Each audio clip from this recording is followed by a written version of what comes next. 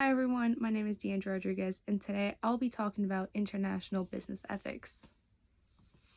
There are a lot of issues surrounding international business ethics, but the main four issues I want to talk about today are child labor, human rights, corruption, and religious labor.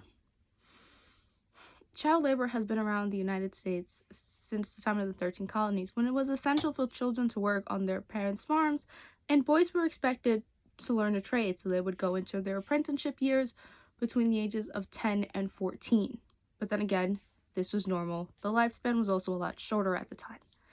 Now, in the 1800s, and the early 1900s, where the Industrial Revolution changed the world, 18% of the American workforce were children.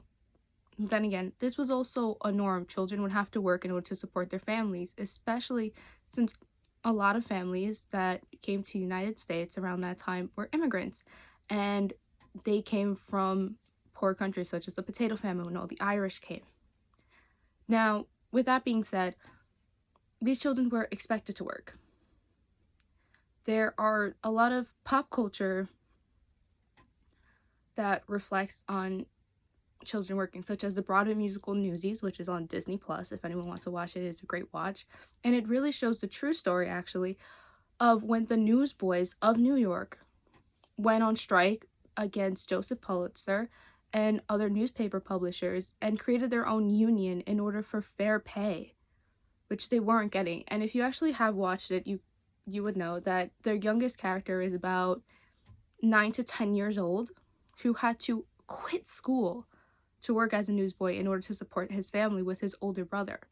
Now, some of these boys also, they tell you that they've been in this business of being newsies for almost their whole life in order to support themselves. Now, for the girls, or guys, whoever have actually had a younger sister or know anything about American Girl dolls. Now, they do have a line of historical characters, and sometimes they make movies based on this historical character. So when I was younger, one of my favorite movies was Samantha, an American Girl Holiday. Now, there is one scene in the movie, it's about 10 to 20 minutes long, and it scared me as a child because it showed you what went on in a factory at that time. Samantha is a historical character that came out around the women's suffragist time, so it really was showing you how the world was when the suffragette movement was going on and when child labor was popular. Now, the scene that mainly scared me was when one of the child workers got his finger stuck in a sewing machine and bled out on the fabric. And his supervisor said, if you break the needle, it's coming out of your pay. Also, don't come back. These children were working super long shifts, lying out the door in order to support their families. And seeing that as a kid around their age, it's extremely traumatizing. Now, child labor is still going on today in Africa, Asia, and the Pacific regions. The United States thankfully passed the Fair Labor Standards Act of 1938, which set a minimum wage for workers and also limited the hours children could work and the age children could work. Now, the minimum age to find a job is 14 instead of what was back then maybe 5 or 6. Now, Africa has 72 million children working in child labor, and it actually takes up 1/5 of the world's child labor. The other is split into parts of Asia and the Pacific regions, where they have 9 out of 10 children in child labor worldwide. Now, child labor is split up into 3 different categories. Agriculture, which makes up 71%, and the rest of it is in services and the industry, which is factories. So thankfully, we're not getting that many kids in the factory, but still having kids working stunts a child's development. Now, this is because children need education. If we were to have all kids in the factories or on the farms, then there will be no need for the education system, which is the philosophy of Kant. If you make one thing, you have to set it as the rest of the standard. If then we wouldn't actually be here if we saw child labor through the eyes of Kant. While utilitarianisms do have a different approach on how child labor can be seen, which is as long as the child is the sole provider to the family, it is okay. But if we really see it, children aren't going to school. They're not learning math, reading, science, and other things like that. They're just learning how to do a specific job, and that's it. They're probably not even making friends, since you probably can't talk on the job. This will stunting their emotional development. Also, they feel like they can't be kids. As a kid, you want to explore the world, you want to have fun, you don't want to work, you don't even want to go to school, and that's less hours than they put you to work. Human rights. The UN did pass the Universal Declaration of Human Rights about, let's say, 50 years ago. But before that, human rights wasn't exactly well known until the 1940s. Now, there are a lot of things that go into human rights, especially if we want to look at it as a business side. And what I would first like to bring up is human trafficking. Human trafficking, as sad as it is, it's a business within itself. But it relies on things such as kidnapping and slavery, since most people who do sadly fall into the human trafficking ring, it is extremely rare that they come out, and most likely are sold as sex slaves, sold into the slave trade, or possibly even killed. Now, this in itself is unethical because killing is unethical, and so is owning slaves in most philosophies, and in most countries it is illegal. Doesn't mean that people aren't getting away with it. Now, workers' rights under Article 23, Section 1 is everyone has the right to work, to free choice of employment, and just favorable conditions of work and protection against unemployment. This meaning that everyone should follow a set standard of how your workplace should treat you. Now, in the 90s, one of the biggest sports companies, Nike, was exposed for violating human rights, and I'm 90% sure that they were also found again in I want to say 2016, 2017, continuously violating human rights and actually having people work in their factories who were children. So Nike falls under child labor and human rights at this point. Now, Nike suppliers were actually paying their workers below minimum wage and having them work extremely long hours. And they also failed to provide safe working conditions.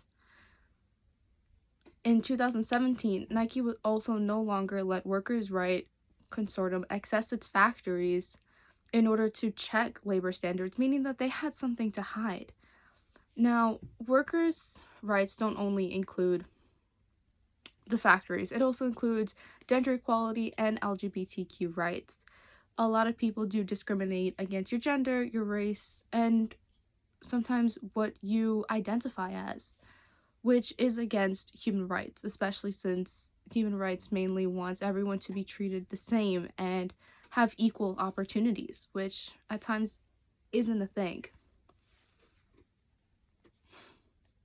Well, if we actually were to look at it as through Aristotle's virtue theory that everything in the natural world has a purpose or a goal, most people's purpose and goal in life is to be able to work under safe conditions and fair conditions, which isn't really a thing right now. And I know many people might not qualify this and leave it under human rights, but especially as women in business, all women, or women who female identifiers, we have to fight through the glass ceiling, which a lot of people have said that doesn't fully exist anymore, but a lot of us go through it every day, where we feel that we cannot move up because we're not allowed to by the color of our skin or what we are. And this also goes against not only the human rights, but it also goes against a lot of philosophers, corruption, and we're going to add bribery into this. In 2020, beginning of 2020, this company Airbus, which is a French company that sells it's an aerospace company. It's actually the second largest aerospace company worldwide. And they were found bribing and paying out employees, other suppliers, partners. They were even investigated in Ghana for paying off government officials for the past 15 years. Now, payments were also made to this other company, Avianca, which is the second largest Latin American airline company. So what Airbus did was paid the current CEO in 2004 enough money so they could buy the airline out of bankruptcy and turn it around. At the time before Avianca, it was known as TACA, which I fly both, and turned it around to become Latin America's second largest airline company, which actually reaches to most places in Central and South America. Also, they do fly North America. And someone can correct me, but I think they also fly into Europe depending on the country. Now, Airbus also hired unqualified people to deal with aircraft negotiations and tricking the public into working for them. So, bribery is any legal act, but also a lot of people would view this as extremely unethical. So let's look at it through different philosophers. Kant would say that if you were to bribe someone, it is okay for everyone now to bribe someone. So the business world wouldn't exactly be honest since everyone is paying out everyone. This would lead to a lot of dishonesty and a lot of capitalistic societies would fall since you're just paying everyone to look the other way for everything. Now, if we were to look at it through utilitarianism, they'll say if you really need to bribe someone, do it. Much like the example we actually just did in class, where Raul felt that he had to bribe his friend in Mexico in order to save his job and to appease his bosses. Now, Airbus did pay $33.9 billion in fines for its bribery and corruption, but again, this lasted over 15 years and it was finally caught in 2020. Now, many of you might be asking since the beginning, why religion has anything to do with international business ethics. Well, religion actually does have a micro effect on business and international business because you tend to sometimes do trades and a lot of partnerships with people who share the same religious views as you. As much as we say that religion shouldn't be a part of a lot of things, at times it will be, even if it's just a small part. It's going to happen. Now, the philosopher Kant has actually said it is best to avoid all ethical issues that have to do with religion, since religion tends to have a strong influence over your actions. Because you will do something as someone is a similar religion to you because you trust them. You know that they have the same views as you do for the most part. Not everyone in the same religion is going to have the same views on things. It's true. Not everyone's going to have the same ethical code as you, which is a general thing. I can view the world in a very virtuous way, and someone else can view it through Kant or utilitarianism or even cultural relativism. That we reached our last slide. I would like to conclude that international business ethics is a vast and very influential part of determining what is right and wrong in different parts of the world. No one really lives by the same ethical code, like I said before, but there is more than one ethical theory living in the world of business. And there's never going to be a set standard of rules, but maybe some things we shouldn't fully look the other way, such as child labor. As much as it is needed in some parts of the world, it does go against a lot of ethical theories. And also, bribery and corruption isn't exactly viewed as ethical in a lot of ethical theories. Unless maybe you're looking at it through cultural realism, we'll say if society allows it, then do it. But then again, things like human trafficking is against, I'm pretty sure, all ethical standards and philosophies. But if you guys have any questions, feel free to ask, and have a great day.